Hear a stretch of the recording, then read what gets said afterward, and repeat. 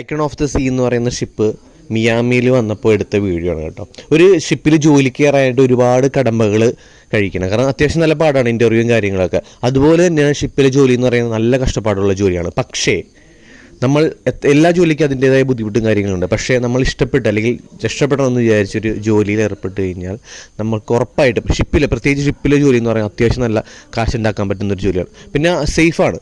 നമ്മുടെ കഷ്ടപ്പാട് ഒഴിച്ച് ബാക്കി നോക്കിക്കഴിഞ്ഞാൽ സേഫാണ് ഷിപ്പിലെ ജോലി എന്ന് പറയുന്നത്. കാരണം ഒരുപാട് ഡിപ്പാർട്ട്മെൻറ്റുകൾ നിങ്ങൾ നോക്കി, ഇത്രയും വലിയ ഷിപ്പിൽ എത്ര ഡിപ്പാർട്ട്മെൻറ്റുകളെന്ന് പറയാം. വേറെ എവിടെ ഉണ്ടാവും ഇത്രയും ഒരു വേക്കൻസികൾ വരുന്ന അല്ലെങ്കിൽ ഇത്രയും ഡിപ്പാർട്ട്മെൻറ്റുകൾ വരുന്ന ഒരു ജോലി എന്ന് പറയുന്നത്? എത്ര രാജ്യങ്ങൾ കാണാം.